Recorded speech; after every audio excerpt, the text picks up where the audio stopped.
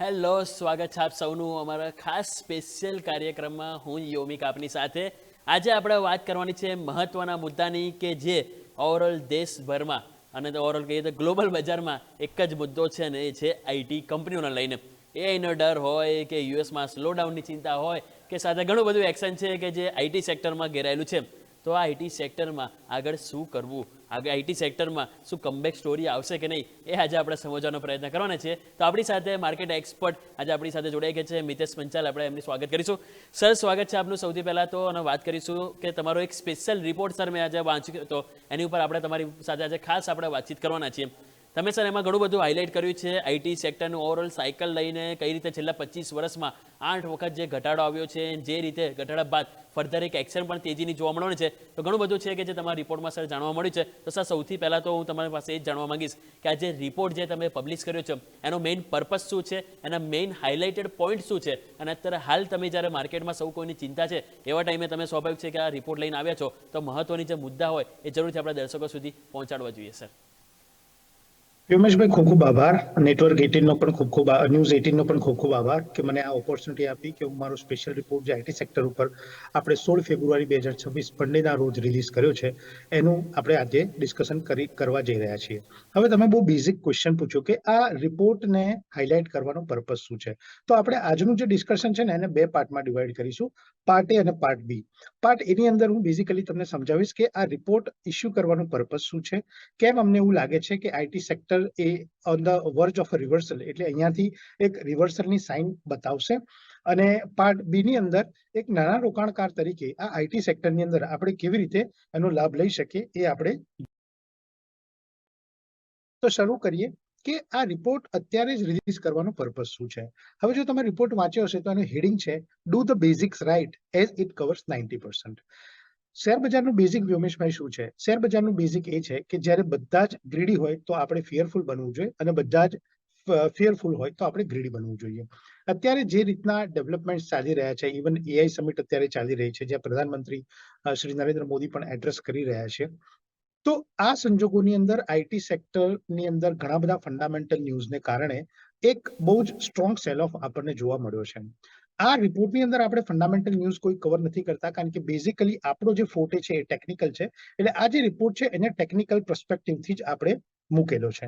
તો શરૂઆત કરીએ આપણે કે કેમ આપણને લાગે છે કે આ આઈટી સેક્ટર જે છે એ અહીંયાથી રિવર્સલ થશે. એટલે સૌથી પહેલી વસ્તુ એ છે કે આ સેક્ટરનો રિપોર્ટ અત્યારે કાઢવાનો મતલબ શું છે. તો એની માટે આપણે ફ્લેશબેકમાં જવું પડશે. તમે મારી જો સ્લાઇડ પહેલી મૂકી શકો તો પહેલી સ્લાઇડની અંદર મેં ઇન્ડેક્સના 2020 થી લઈ અને અત્યાર સુધીના જે હાઈઝ અને લોસ છે એનો એક પર્સપેક્ટિવ મૂક્યો છે. એમાં એસ્પેશિયલી આપણે હાઈઝ નો શબ્દ એટલા માટે છે કે કયા લેવલ ઉપર એ ઇન્ડેક્સ હાઈ થઈ હતી, કયા ઇન્ડેક્સ ઉપર એ લો થઈ હતી, ને કેટલું કરેક્શન આપ્યું છે. તો આપણે જઈએ તો પહેલી જે સ્લાઇડનું પહેલો પોઈન્ટ છે 2029 ફેબ્રુઆરી 2000ની અંદર 9,550 રૂપિયાએ આઈટી ઇન્ડેક્સ હાઈ થઈ હતી, અને ત્યાંથી આપણને .com બબલમાં 90% ઘટાડો જોવા મળ્યો છે. એમ જો તમે ઘટાડાને આખું એનાલાઇઝ કરો તો ટોટલ 8 ઘટાડા આપણે જોવા મળ્યા છે, જેની અંદર એવરેજ અરાઉન્ડ 35-40% જેવી આ ઇન્ડેક્સ ઘટી છે. હવે .com બબલ વખતે અને 2007 વખતે આપણું બજાર એટલું મેચ્યોર નહોતું, એટલે અમે બેઝિકલી 2011 થી જોવાનું ચાલુ કર્યું છે. તો 2011 થી લઈ અને 2024 સુધી જુઓ તો મુખ્યત્વે ઘટાડા જે છે એ 33-34% સુધીમાં આવેલા છે. હવે હું રિસન્ટ હાઈની વાત કરું તો 46,089 એટલે 46,089 31મી ડિસેમ્બર 2024ના રોજ નિફ્ટી આઈટીએ હાઈ લગાવ્યો. હવે બેઝિકલી કેમ આ રિપોર્ટ આપણે બહાર પાડ્યો, તો એના પ્રશ્નનો જવાબ આપું તો એના 34% તમે ગણો તો ક્યાંક ને ક્યાંક 46,089 ના 34% બાદ કરું હું તો એ બોટમ ફોર્મેશન 30,000 રૂપિયા ઉપર થઈ રહ્યું છે. રિસન્ટ જે આપણે લો જોયા ત્યાંથી લગભગ 8-9% દૂર છે આ 30,000નું લેવલ. હવે વ્યોમેશભાઈ, તમને બી ખ્યાલ છે કે આ બજારની અંદર ટોપ અને બોટમ કેચ કરવા એડવાઇઝેબલ નથી, કારણ કે એ શક્ય નથી હોતું. તો અમને એવું લાગે છે કે આ સિગ્નિફિકન્ટ ઘટાડા 25-30% સિગ્નિફિકન્ટ ઘટાડા પછી આ ઇન્ડેક્સ એના બોટમ ફોર્મેશન એટલે 30,000ની બહુ નજીક છે. ઇન ધ સેન્સ દેટ કે અહીંયાથી હજી 7-8% ઘટાડો આપણને જોવા મળે. પણ એ 7-8% ઘટાડો એક્ઝેક્ટલી થશે કે નહીં થાય એ આપણને ખબર નથી. તો આ રિપોર્ટનો પહેલો પર્પઝ એ છે કે અત્યારે એ સમય આવી ગયો છે ટેકનિકલ ચાર્ટના બેઝ ઉપર કે આપણે પ્રથમ ટ્રાન્ચ એટલે પહેલો જે ઇન્વેસ્ટમેન્ટનો તબક્કો છે એ આમાં ઇન્વેસ્ટ કરીએ. હવે જો તમે જુઓ તો નિફ્ટી આઈટીની અંદર જે પ્રમુખ 10 શેર છે એની અંદર બેઝિકલી ઇન્ફોસિસ અને ટીસીએસ અને એચસીએલ ટેક આનું ટોટલ જે વેટેજ છે એ 60% છે. અને આ ઘટાડાની અંદર ઇન્ફોસિસ 30% ઘટ્યો છે એના હાઈ પરથી, ટીસીએસ ઘટ્યો છે 21% અને એચસીએલ ટેક ઘટ્યો છે 12%. તો 60% કોન્ટ્રીબ્યુશન છે જે આ 3 સ્ટોક કરે છે અને આ 3 સ્ટોકના 60%ના કોન્ટ્રીબ્યુશનમાં જે ઘટાડો આવે છે એના કારણે સબસિક્વન્ટ ઘટાડો આપણે નિફ્ટી આઈટી ઇન્ડેક્સમાં જોયો છે. તો પહેલા ક્વેશ્ચનનો આન્સર એ છે કે અમને એવું લાગે છે કે કરંટ લેવલ ઉપર બોટમ ફોર્મેશન થઈ ચૂક્યું છે.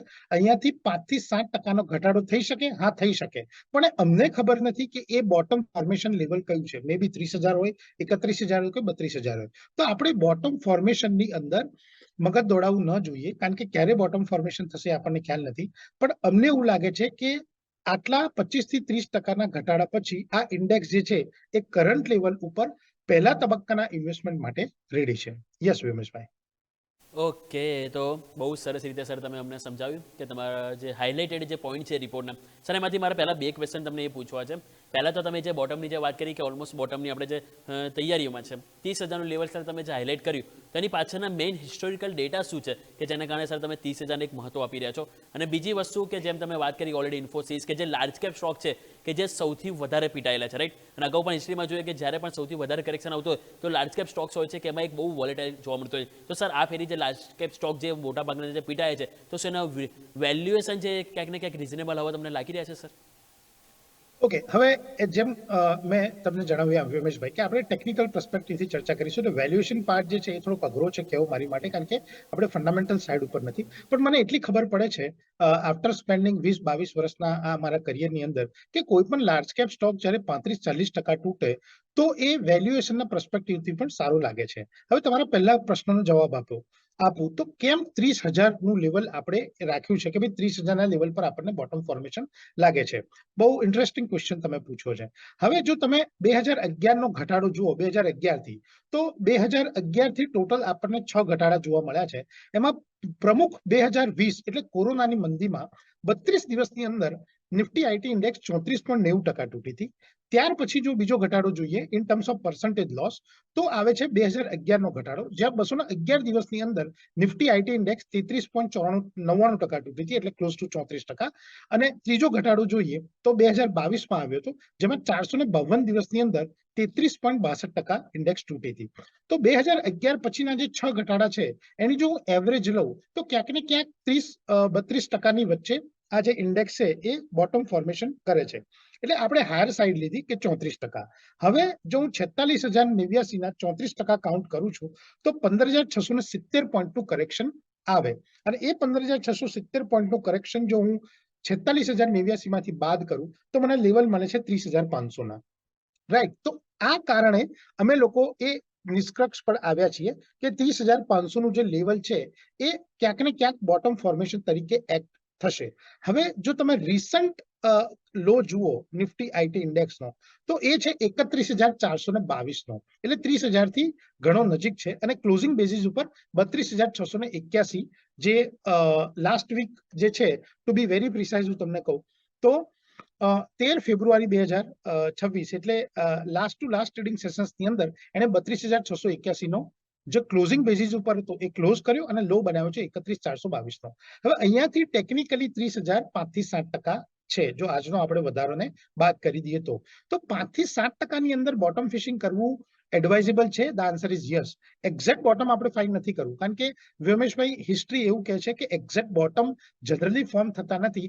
આગળ પાછળના કોક લેવલ ઉપરથી યુટર્ન કોઈ પણ ઇન્ડેક્સની અંદર થતો હોય છે. તો અમને એવું લાગે છે કે કરંટ લેવલ ઉપર અને અહીંયાથી કદાચ 5-7%ની હજી ગિરાવટ આવે, પણ સ્ટોક સ્પેસિફિક ઓછી ગિરાવટ આવશે તો એની અંદર બોટમ ફોર્મેશન થઈ જશે. એટલે પહેલા તબક્કાનું જે ઇન્વેસ્ટમેન્ટ છે એની માટે કરંટ લેવલ જે છે એ બહુ મહત્વનું છે. કેમ? કારણ કે આપણે બોટમ ફોર્મેશન કરવું નથી. બોટમ ફોર્મેશન કદાચ એવું શક્ય બને કે 31,422 નું જે લો બન્યું છે એ બોટમ બની ગયું હોય અને ગોઈંગ ફોરવર્ડ આપણને ઉપરના લેવલ્સ જોવા મળે. તો આઈ થિંક ટેકનિકલ પર્સપેક્ટિવ ઉપર અત્યારનું જે લેવલ છે એ પહેલા તબક્કાનું ઇન્વેસ્ટમેન્ટ માટે ખૂબ જરૂરી છે. હું મારા બીજા જ્યારે પોઈન્ટ ઉપર આવીશ ત્યારે તમને સમજાવીશ કે કેમ આ પહેલા તબક્કાનું ઇન્વેસ્ટમેન્ટ અત્યારે જરૂરી છે. યસ યોમેશભાઈ. ઓકે, તો બહુ સરસ રીતે સર આપણને સમજાવ્યું કે શા માટે આ લેવલ છે કે જે અહીંથી બહુ મહત્વનું છે. બીજું એક સર મારે ક્વેશ્ચન હજુ એ પણ મારે પૂછવો છે કે જે લાર્જ કેપ આઈટી અને મિડ કેપ આઈટી, જે રીતે આપણે ખ્યાલ છે મિડ કેપ સ્મોલ કેપ અલગ અલગ અત્યારે આપણે જોતા હોય, એ રીતે લાર્જ કેપ અને મિડ કેપ આઈટીની પણ અત્યારે સેપરેટલી લોકો જોતા હોય છે. તો આ જે કરેક્શન આવ્યું છે તેમાં સૌથી વધારે કયા આપણે તબક્કાને અહીંથી પ્રાધાન્ય આપીશું, લાર્જ કેપ સ્ટોકને કે પછી મિડ કેપ સ્ટોકને? અને તમારું કોઈ આ જે કરેક્શન આવ્યું તેમાં તમારા જે ટોપ 2 કે 3 પીક હોય કે જેની પર વધારે ફોકસ આપવું જોઈએ સર?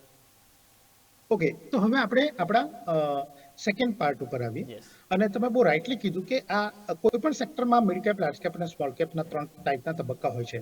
પણ જ્યારે આપણે આઈટી સેક્ટરની વાત કરીએ વ્યોમેશભાઈ, ત્યારે આપણે બહુ કેટેગરીકલી કેરફુલ રહેવાની એટલા માટે જરૂર છે કે આઈટી સેક્ટર છે એ ગ્લોબલને રિપ્રેઝન્ટ કરે છે અને આપણે બેઝિકલી ગ્લોબલ લેવલનું મેક્રો અને માઇક્રો એનાલિસિસ કરવું એ ઘણું અઘરું છે. એટલે આપણે એઝ અ હાઉસ પહેલેથી જ એક વ્યૂ એવો રાખ્યો છે કે આપણે ફક્ત ને ફક્ત સ્ટીક રહીશું લાર્જ કેપથી. કારણ કે લાર્જ કેપ સ્ટોક્સ જે છે એની અંદર એક વેલ ડાયવર્સિફાઈડ મેનેજમેન્ટ હોય છે, એ લોકોનું ગ્લોબલ કનેક્શન્સ વધારે હોય છે, એ લોકોની clarity in terms of guidance આપવાની ફંડામેન્ટલ સાઇડ જુઓ તો વધારે હોય છે. ટૂંકમાં તમે બહુ સારી રીતે લાર્જ કેપ સ્ટોક્સને જોઈ શકો છો as compare to mid cap કે સ્મોલ કેપ. એટલા માટે વ્યોમેશભાઈ આપણો ફક્ત ને ફક્ત નજરિયો હોવો જોઈએ અને રહેવો જોઈએ લાર્જ કેપ સ્ટોક્સ ઉપર. હવે તમે પૂછ્યું કે ભાઈ બેઝિકલી ઇન્વેસ્ટમેન્ટ આપણે કેવી રીતે કરવું જોઈએ. તો આ રિપોર્ટની અંદર બેઝિકલી આપણે 2 વસ્તુ હાઇલાઇટ કરી છે. પહેલી વસ્તુ જે હાઇલાઇટ કરી છે એ છે કે અલ્ટ્રા એચએનઆઈ ક્લાયન્ટ્સ અથવા તો ઇન્સ્ટિટ્યુશનને કે જેને ડાયરેક્ટ સ્ટોક્સની વધારે ખબર પડે છે, એ લોકોને એક્સપોઝર લેવું હોય તો શું કરવું. તો મેં મારા ઇનિશિયલ રિમાર્ક્સમાં તમને જણાવ્યું કે 3 સ્ટોક્સ બેઝિકલી છે જે 60% જે છે એ આ ઇન્ડેક્સનું હોલ્ડ કરે છે. એ છે ઇન્ફોસિસ, ટીસીએસ અને એચસીએલ ટેક. ઇન્ફોસિસ તમે જુઓ તો 31%, ટીસીએસ જુઓ તો 41% અને એચસીએલ ટેક જુઓ તો 28%. તો અમારા મત પ્રમાણે નિફ્ટી આઈટી ઇન્ડેક્સના જે ટોપ 10 સ્ટોક્સ છે એની અંદર અલ્ટ્રા એચએનઆઈ અથવા તો ઇન્સ્ટિટ્યુશનલ લેવલ ઉપર અત્યારે ઇન્વેસ્ટમેન્ટ ચાલુ કરવું જોઈએ. હવે પાછો હું મારા એ પોઈન્ટ ઉપર આવું કે કેમ પહેલા તબક્કાનું ઇન્વેસ્ટમેન્ટ. હંમેશા અમે એઝ અ હાઉસ માનીએ છીએ કે તમે જ્યારે વેચો ત્યારે બી ટ્રાન્ચીસ એટલે તબક્કામાં વેચો અને જ્યારે બાઇંગ કરવું હોય ત્યારે બી તમે તબક્કામાં લો. વન ટાઈમ ઇન્વેસ્ટમેન્ટ જનરલી આપણે પ્રિફર નથી કરતા આવી ટર્નઅરાઉન્ડ ઓપોર્ચ્યુનિટીઝની અંદર. હવે સૌથી પહેલું સમજવાનું એ રહેશે કે આઈટી સેક્ટરના સિલેક્ટેડ સ્ટોક્સની અંદર બહુ જ સ્ટ્રોંગ કરેક્શન આવ્યું છે. જો હું લો થી હાઈલી બેન્ડ તમને સમજાવું તો ઓરેકલ ફાઇનાન્સની અંદર સૌથી મોટું કરેક્શન આવ્યું છે 46.96%. રાઈટ? એટલે 13/2/2026 ની મેં જે પ્રાઇસ લીધેલી છે એ છે 6,639 અને જે હાઈ છે એ 3/1/2025 નો છે જે 12,518 નો છે. તો અહીંયા આગળ સૌથી મોટું કરેક્શન 47% આવ્યું છે ઓરેકલ ફાઇનાન્સમાં અને સૌથી ઓછો તૂટ્યો છે આખા બંચમાં ટેક મહિન્દ્રા, ખાલી ને ખાલી 16.5%, 16.57%. એટલે તમે રેન્જ જુઓ ઘણી મોટી છે. એટલે આઈ થિંક અને આઈ એમ ઓફ ધ વ્યૂ કે જ્યારે તમને આઈટીના સ્ટોક્સ અથવા તો દિગ્ગજ સેક્ટરના પ્રોમિનન્ટ સ્ટોક 30% 40% તૂટે તો તમારે પહેલા ટ્રાન્ચનું ઇન્વેસ્ટમેન્ટ કરવું જોઈએ.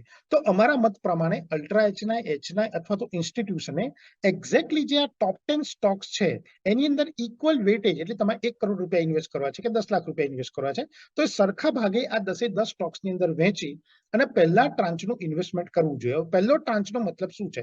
તો ફોર એક્ઝામ્પલ હું એક ઇન્સ્ટિટ્યુશન છું અને મારે અત્યારે 1 કરોડ રૂપિયા પાર્ક કરવા છે આઈટી સેક્ટરની અંદર, તો મારે પહેલા 50% અત્યારે ઇન્વેસ્ટ કરવા જોઈએ આ રિપોર્ટના મત પ્રમાણે. તો અત્યારે હું 50 લાખ રૂપિયા ઇન્વેસ્ટ કરીશ આ 10 સ્ટોક્સની અંદર અને બાકીના જે 50% રૂપિયા મારી જોડે બાકીના 50 લાખ રૂપિયા વ્યોમેશભાઈ પડ્યા છે એના હું 2 કે 3 ટુકડા કરી દઈશ.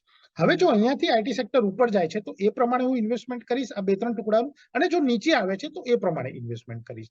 એટલે આપણો આખો રિપોર્ટનો ક્રક્સ ઓફ ધ સ્ટોરી એ છે કે તમે જેટલા પણ પૈસા ડિસાઇડ કર્યા છે આ સેક્ટરની અંદર ઇન્વેસ્ટમેન્ટ કરવાના એના 50% તમારે અત્યારે ઇન્વેસ્ટ કરવા જોઈએ. હવે વ્યોમેશભાઈ આપણો 20-22 વર્ષનો એક્સપિરિયન્સ એ કહે છે કે જ્યારે તમે ઘટાડાને બાય કરતા હોય એટલે ઇંગ્લિશમાં અમે લોકો એવું કહીએ છીએ બાઇંગ ધ ક્રેશ, એટલે જ્યારે ક્રેશને તમે બાય કરતા હોય ત્યારે આપણે ક્રેશને બાય કરી રહ્યા છીએ. રાઈટ? હવે ક્વેશ્ચન એ આવે કે મિતેશભાઈ ઓરેકલ ફાઇનાન્સ 47% કરતા વધારે તૂટશે? The answer is yes. અત્યારે બોટમ ફોર્મેશન થશે? The answer is yes. આપણને એ પ્રિસાઇઝલી ખબર નથી અને એમાં જવું બી નથી, પણ આપણને એટલી ખબર છે કે જો 47% નીચે ઓરેકલ ફાઇનાન્સ જેવી કંપની, 41.38% નીચે ટીસીએસ જેવી કંપની, 31.77% નીચે જો ઇન્ફોસિસ જેવી કંપની મળતી હોય તો મારે પહેલો ટ્રાન્ચ 50% ઇન્વેસ્ટ કરવું જોઈએ. બાકીના જે 50% છે એને હું 2 ટુકડા કરું કે 3 ટુકડા કરું, હવે નીચે જાય છે તો બી હું ઇન્વેસ્ટ કરીશ, ઉપર જાય છે તો બી હું ઇન્વેસ્ટ કરીશ, જેથી કરીને નીચેમાં અને ઉપરમાં મારી એવરેજ બેસશે. પણ અત્યારે 50% એક્સપોઝર લઈ અને તમારે આ સેક્ટરના આ 10 સ્ટોકની અંદર એક્સપોઝર લેવું જોઈએ જો તમે પહેલી કેટેગરીના ઇન્વેસ્ટર છો તો. હવે વાત કરીએ આપણે રિટેલ ઇન્વેસ્ટરની. હવે મારી પાસે સાહેબ 10,000 રૂપિયા છે કે 25,000 રૂપિયા છે અને મારે આ સ્ટોકની આ સેક્ટરની અંદર એક્સપોઝર લેવું છે, તો મ્યુચ્યુઅલ ફંડના વેહિકલ થ્રુ આપણે સેકન્ડ કેટેગરીની અંદર એડવાઇઝ કરીએ છીએ કે તમે ઇન્વેસ્ટ કરો. આમાં આપણી રિસર્ચના બેઝ ઉપર 3 ફંડ આપણે આઈડેન્ટિફાઈ કર્યા છે. પહેલું છે ટાટા ડિજિટલ ઇન્ડિયા ફંડ, બીજું છે આઈસીઆઈસીઆઈ પ્રુડેન્શિયલ ટેકનોલોજી ફંડ અને ત્રીજું છે એસબીઆઈ ટેકનોલોજી ઓપોર્ચ્યુનિટી ફંડ. મારા મત પ્રમાણે ફોર એન એક્ઝામ્પલ મારે 1 લાખ રૂપિયા અથવા તો મારી પાસે 50,000 રૂપિયા છે, હું એક નાનો રોકાણકાર છું અને મારે ઇન્વેસ્ટ કરવા છે, તો આ લેવલ ઉપર હું 25,000 રૂપિયા આ 3 ફંડમાં ઇક્વલી વહેંચી દઈશ અને રોકી દઈશ. અને ત્યાર પછી બાકીનું જે કેપિટલ 50% છે, જો એનએવી ઉપર જશે તો પણ હું પાર્ટિસિપેટ કરીશ અને એનએવી નીચે આવશે હું તો પણ પાર્ટિસિપેટ કરીશ. હવે ક્વેશ્ચન એ છે કે મિતેશભાઈ તમે પહેલું ટ્રાન્ચ તો આપી દીધો કે 50% ઇન્વેસ્ટ કરો, પણ સાહેબ બીજો ને ત્રીજો ટ્રાન્ચ કેવી રીતે અમે નક્કી કરીએ અને ક્યારે ઇન્વેસ્ટ કરીએ? આ એક મોટો પ્રશ્ન છે. તો નમ્ર વિનંતી છે ઇન્સ્ટિટ્યુશન્સ અથવા તો આપણા અલ્ટ્રા એચએનઆઈ કે રિટેલને કે આની માટે આપણે તમે પર્સનલ સલાહકાર પાસે પણ જઈ શકો છો, આ નેટવર્ક ન્યૂઝ 18 ના માધ્યમથી અમને પણ પૂછી શકો છો. અમે તમને ગાઈડ કરીશું કે ભાઈ સેકન્ડ અને થર્ડ ટ્રાન્ચ તમારે ક્યારે ઇન્વેસ્ટ કરવું. એટલે જરૂરી નથી કે તમે અમને જ પૂછો, ઇવન તમે તમારી બુદ્ધિશક્તિ પ્રમાણે પણ આ ઇન્વેસ્ટ કરી શકો છો, તમારા ફાઇનાન્શિયલ એડવાઇઝરને પૂછીને પણ ઇન્વેસ્ટ કરી શકો છો. પણ બોટમ લાઈન એ છે કે 50% અત્યારે રોકાણ કરવું જોઈએ અને બાકીના 2 તબક્કામાં બીજું તમે 50% રોકાણ કરો. અને જો એ રીતે આખું રોકાણ કરવામાં આવે વ્યોમેશભાઈ, તો ડેફિનેટલી આવનારા 3 વર્ષમાં અમને એવું લાગે છે કે તમારા રોકાણ ઉપર તમે 18 થી 22% રિટર્ન એન્જોય કરી શકો છો. કે તો બહુ સરસ રીતે સર તમે ઇનડેપ્થ સમજાવ્યું, રિટેલ એચએનઆઈ કેટેગરીને અલગ રીતે તમે સમજાવ્યું, લાર્જ કેપ મિડ કેપ પણ અહીંયાથી તમે એક ક્લિયર કર્યું કે શા માટે લાર્જ કેપ ઉપર વધારે ફોકસ કરવું છે. 10 સ્ટોક પણ તમે હાઇલાઇટ કરી અને સરસ રીતે તમે સમજાવ્યું કે પહેલાં તમારે તો હાલ થોડું 50% પછી થોડું ટુકડે અહીંયાથી ફોકસ કરવું છે. પરંતુ સર મારે એક વસ્તુ એ પણ વાત કરવી છે કે તમે થોડુંક એમાં હાઇલાઇટ કરેલું છે કે 12 થી 18 મહિનામાં કંઈક અરાઉન્ડ એક્સપેક્ટેશન 18 થી 22% રિટર્ન જે છે કે જે અહીંયા આપણે એક્સપેક્ટેશન રાખવી જોઈએ આઈટી સેક્ટરે. તો કયા ટ્રિગર્સ છે કે જેને તમે અહીંયા ખાસ કરીને આ રિટર્ન પાછળ હાઇલાઇટ કરવા માંગશો સર? ઓકે, બહુ બ્યુટીફુલ ક્વેશ્ચન તમે પૂછ્યો છે. હવે ટ્રિગર બહુ સિમ્પલ છે વ્યોમેશભાઈ અને બહુ બોરિંગ છે, રાઈટ? હવે સિમ્પલ વસ્તુ એ છે કે જ્યારે આપણા બજારમાં સેલ નીકળે ને ત્યારે કોઈને ખરીદી કરવી નથી અને જ્યારે સેલ પતી જાય ને ત્યારે બધાને ખરીદી કરવી છે. જે આપણે ક્લાસિક એક્ઝામ્પલ જોયું સિલ્વર અને ગોલ્ડમાં, that is called a FOMO, right? Fear of missing out. એટલે જ્યારે સસ્તું મળે છે ને ત્યારે એક હ્યુમન ને વધારે સસ્તું દેખાય છે, જ્યારે મોંઘું મળે છે ને ત્યારે એક હ્યુમનને એવું લાગે છે કે હજી ભાવ વધશે, રાઈટ?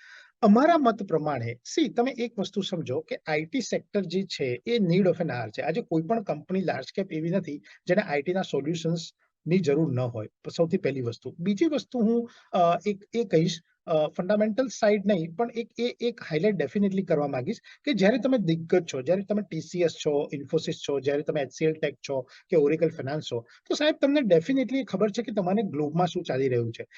અત્યારનો આઈટી ઘટાડો છે એ કોઈ પોલિસીને લઈને નથી કે કોઈ વ્યક્તિ કોઈ બેંકરપ્ટ થઈ ગયું એના કારણે નથી. આ જે ઘટાડો આવ્યો છે એ એક ફિયરને લઈને આવ્યો છે કે ભાઈ કદાચ આર્ટિફિશિયલ ઇન્ટેલિજન્સ છે એ આ બધી કંપનીઓ ઉપર હાવી થશે અને કદાચ એમના જે આવનારા પરિણામો છે એ નબળા આવશે. પણ ઓન ધ કોન્ટ્રી મારો કોન્ટ્રા વ્યૂ એ છે કે સાહેબ ઇન્ફોસિસ હોય કે ટીસીએસ હોય કે કોઈ પણ ભારતીય કંપની હોય, આ બધી જ કંપનીઓને ખબર છે કે અમે લોકો એવા સેક્ટરમાં છીએ જે કમ્પ્લીટલી ગ્લોબલ સાથે કનેક્ટેડ છીએ અને આ બધી કંપનીઓને ખબર છે કે એઆઈ આવવાનું છે, એઆઈ થી XYZ ડિસ્ટ્રીબ્યુશન થવાના છે, X કે Y છે. ટૂંકમાં જે ઘટાડો આવ્યો છે એ નોન રીઝનના કારણે છે, અનનોન રીઝનના કારણે નથી.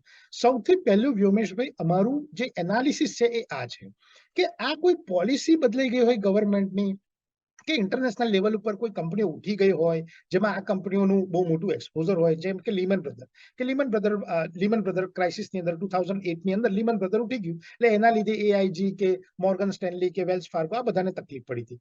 એવું કોઈ પોલિસી રિલેટેડ કે ગવર્મેન્ટ રિલેટેડ આ ધોવાણ નથી. આ જે બી ધોવાણ આવ્યું છે અથવા તો જે બી તમે એક સ્ટ્રોંગ કરેક્શન જોયું છે એ ફક્ત એના બેઝિસ ઉપર જોયું છે કે એક ફિયર છે, જે ફિયર બી કંપનીઓને નોન છે, રાઈટ. તો અમારા મત પ્રમાણે વ્યોમેશભાઈ એક સિમ્પલ એનાલિસિસ છે કે કશું અનનોન નથી, રાઈટ. પહેલી વસ્તુ. બીજી વસ્તુ કે આ બધી જ કંપનીની અંદર તમે જો પાર્ટિસિપેશન જોશો તો મ્યુચ્યુઅલ ફંડ સાઇડથી લઈને પીએમએસ સાઇડથી લઈને ઇન્સ્ટિટ્યુશનલ સાઇડથી લઈને બહુ મોટું પાર્ટિસિપેશન છે, વિચ મીન્સ ધેટ કે આ સેક્ટર એ વેલ ડિસ્કવર્ડ છે, રાઈટ. અને અમારા મત પ્રમાણે આ ટાઈપના સેક્ટરની અંદર જ્યારે આ ટાઈપનો ઘટાડો આવતો હોય ત્યારે ડેફિનેટલી એક પાર્ટિસિપેશન કરવું જોઈએ, કારણ કે ગોઈંગ ફોરવર્ડ જે છે તો કોઈ વસ્તુ પરમનન્ટ નથી. આજે આઈટીની અંદર 2000 ની અંદર આપણને ખબર હતું કે 2000 ની અંદર જ્યારે 2000 ડેટ આવશે ને તો ઘણા બધા કમ્પ્યુટર ચાલુ નહીં થાય, આ રીતની એક પરિસ્થિતિ હતી. અત્યારે 2026 છે, બધા કમ્પ્યુટર ચાલુ જ છે, રાઈટ. એમ આજે એઆઈ છે, કાલે કંઈક નવું આવશે. આઈ એમ ઓફ ધ વ્યૂ કે પહેલું ટ્રિગર અમને એ લાગે છે કે આ કોઈ ફંડામેન્ટલ એવા ન્યૂઝને કારણે નથી જે આઈટી કંપનીઓને ખબર ના હોય. બીજા નંબર પર આ ટાઈપની જે પણ ઘટાડો આવ્યો છે એ અમારા મત પ્રમાણે વ્યોમેશભાઈ પેનિક વધારે છે અને ફંડામેન્ટલ રીઝન ઓછું છે. આમાં પેનિક સેલિંગ વધારે આવ્યું છે. ત્રીજા નંબર ઉપર આ બધી જ કંપનીઓને જો તમે ચાર્ટિકલી સ્ટડી કરો તો 30, 40, 50% ઉપરથી irrespective of anything, even corona વખતે બી તમે જોઈ લો તો એ સ્ટ્રોંગ રિબાઉન્ડ નીચેથી આવ્યું છે. આ સેક્ટરો ચાલ્યા છે.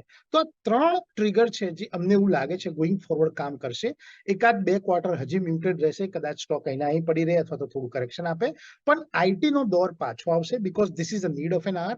બીજા નંબર પર આપણી બધી જ કંપનીઓને ખ્યાલ છે કે એઆઈ થી ડિસ્ટર્બન્સ થશે, એ લોકો વેલ પ્રિપેર્ડ છે. પણ કારણ કે એ લોકો બહુ સ્ટ્રોંગલી એમના આઉટલુક આપી શકતા નથી because of X or Y reason, એટલા માટે અનસર્ટેનિટી છે. ટૂંકમાં આ અનસર્ટેનિટી જે છે એ પેનિકનું સેલિંગ વધારે છે rather than fundamental reason. Sir આપણે એથી સમજાવ્યું, એની ઉપર આપણે ખાસ કરીને ધ્યાન જરૂરથી રાખવું જોઈએ. સર એક લાસ્ટ 1 કે 2 મિનિટમાં સર ફાઇનલ કન્ક્લુઝન સર તમારા રિપોર્ટનું લેવા માંગીશ. અને એક બીજો ક્વેશ્ચન એ પણ એમાં પૂછવા માંગીશ કે તમે જે 3 મ્યુચ્યુઅલ ફંડ જે સજેસ્ટ કર્યા તો એમાં રિટેલ ઇન્વેસ્ટમેન્ટ માટે એસઆઈપી વર્સિસ લમસમ કયું એપ્રોચ વધારે બેસ્ટ રહેશે સર? તો સૌથી પહેલા આપણે તમારા ક્વેશ્ચન પર રિટેલ ઇન્વેસ્ટર માટે જ્યારે બી તમે સેક્ટોરિયલ ફંડની વાત કરતા હોય તો રિટેલ રોકાણકારો એક વસ્તુ ખાસ ધ્યાનમાં રાખવા જેવી એ છે કે આ હાઈલી વોલેટાઇલ સેક્ટર છે. એટલે આમાં તમારા એનએવી અહીંયાથી 5-10% તૂટી જાય અથવા તો 15% કદાચ કરેક્શન આવે તો પણ ગભરાવાની જરૂર નથી. આ ટાઈપના ઘટાડામાં અમે લોકો એસઆઈપી ઇન અ વે બહુ પ્રમોટ નથી કરતા, એટલા માટે કે જ્યારે તમે આ સેક્ટર રોટેટ થશે તો એસઆઈપી ની અંદર બેઝિકલી તમારી વેલ્યુ ઉપર જ આવશે, રાઈટ. તો અમે એવું કહીએ છીએ કે તમારે 3 ટ્રાન્ચ અથવા તો 4 ટ્રાન્ચની અંદર ઇન્વેસ્ટમેન્ટ કરવાનું છે, એ લમસમના ફોર્મમાં જ કરો. કે ફોર એક્ઝામ્પલ અહીંયાથી 100 રૂપિયાની એનઈવી પર મેં 50,000 રૂપિયા રોક્યા અને બાકીના 50,000 રૂપિયા મારી પાસે છે, તો બાકીના 50,000 રૂપિયા 105 ઉપર ગયું તો 105, 110 ની અંદર હું રોકીશ, અને નીચે આવ્યું તો 90 અને 95 માં રોકીશ. તો આ ટાઈપના જે પણ સેક્ટોરિયલ ઘટાડા આવે છે એ હાઈ બીટા છે. એમાં તમારે હાઈ વોલેટિલિટી સ્ટમક જો સહન કરી શકે તો જ ઇન્વેસ્ટમેન્ટ કરવું એડવાઇઝેબલ છે. અને અમારું ઇન્વેસ્ટમેન્ટ સ્ટાઇલ જે છે એ આમાં લમસમની રહેશે, એસઆઈપી ની નહીં રહે. પહેલો ટ્રાન્ચ 50% તમે અત્યારે ઇન્વેસ્ટ કરો, ઉપર જાય તો 2 ભાગમાં એવી રીતે વહેંચીને ઉપરમાં એવરેજ કરો અથવા તો નીચેમાં એવરેજ કરો. તો આ વ્યોમેશભાઈ જે છે ઇન્વેસ્ટમેન્ટ એ ફક્ત લમસમના વ્યૂ પોઈન્ટથી જ થશે. બીજી વસ્તુ કે આ આખા સેક્ટરને હું સમઅપ કરું તો લાર્જ કેપ સ્ટોક્સ છે એ કોઈ પણ સેક્ટરની અંદર બહુ જ ઓછા એવા ઇન્સિડન્સીસ મળે છે કોરોના જેવા, વ્યોમેશભાઈ, કે જ્યારે તમારે દિગ્ગજ નામી કંપની જે છે ટીસીએસ અને ઇન્ફોસિસ જેવી 30, 35, 35% નીચે મળે છે.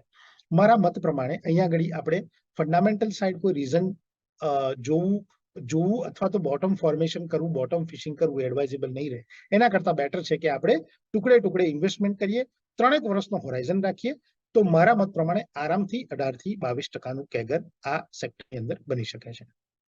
જી બિલકુલ. તો બહુ સરસ રીતે સર તમે સમજાવ્યું, આખા રિપોર્ટ આપણે વિસ્તારથી સમજવાનો પ્રયત્ન કર્યો. આપણા વ્યુઅર્સ પણ ઘણું બધું જે કન્ફ્યુઝન હતું આઈટી સેક્ટરને લઈને એમણે પણ અહીંયાથી સારી એવી ક્લેરિટી સર તમે આપવાનો પ્રયત્ન કર્યો. આપણે કોઈ સર સ્પેસિફિક આપણે આ વાત નથી કરી લેવલની, પરંતુ સર તો બી તમારા જે સ્ટાન્ડર્ડ ડિસ્ક્લોઝર છે એક વખત સર લઈ લઈએ. એબ્સોલ્યુટલી. તો આ રિપોર્ટ અમે 16મી ફેબ્રુઆરીએ રિલીઝ કર્યો છે. આજે 17મી તારીખ છે. મારું પર્સનલી કોઈ ઇન્વેસ્ટમેન્ટ આ સેક્ટરની અંદર નથી સેબીના રેગ્યુલેશન્સને ધ્યાનમાં રાખીને, પણ કારણ કે 16મી ફેબ્રુઆરીએ અમારા બધા જ ક્લાયન્ટ પાસે આ રિપોર્ટ પહોંચ્યો હોય તો એમનું ડાયરેક્ટ ઇનડાયરેક્ટ પોઝિશન આ સ્ટોક્સ જે ડિસ્કસ કર્યા, આ 3 મ્યુચ્યુઅલ ફંડ જે ડિસ્કસ કર્યા એમાં હોઈ શકે છે. વ્યોમેશભાઈ, ખૂબ ખૂબ આભાર તમારો મને ન્યૂઝ 18ના નેટવર્ક ઉપર આ એક રિપોર્ટ ડિસ્કસ કરવાની ઓપોર્ચ્યુનિટીઝ આપી. જી બિલકુલ મિતેશ સર આપનો પણ ખૂબ ખૂબ આભાર અમારી સાથે જોડાવા બદલ. Thank you so much sir for informative idea પર sir. Thank you so much sir. તો જેમ આપણે આજે સમજવાનો પ્રયત્ન કર્યો કે આઈટી સેક્ટર તમે જુઓ તો આજે આપણને ઘણા બધા લોકો જે ચિંતામાં છે કે શું કરવું શું ના કરવું, પરંતુ મિતેશ સરે આપણને બહુ સરસ રીતે એમના રિપોર્ટના માધ્યમ દ્વારા આપણે એમને સમજાવ્યું કે કયા મહત્ત્વના લેવલ છે, કઈ રીતે એપ્રોચ કરવો જોઈએ, એના ઘટાડાથી ડરવું ના જોઈએ, પરંતુ એને એક ઓપોર્ચ્યુનિટી લેવી જોઈએ કે જે આજના આપણે ખાસ કાર્યક્રમમાં આજે આપણે સમજવાનો પ્રયત્ન કર્યો છે. તો આવો દર્શક મિત્રો, આ સાથે સમય થયો છે રજા લેવાનો. મને યોમિકને આપશો રજા. આગળના અપડેટ્સ માટે આપ જોડાઈ રહો ન્યૂઝ કેપિટલ માર્કેટ સાથે.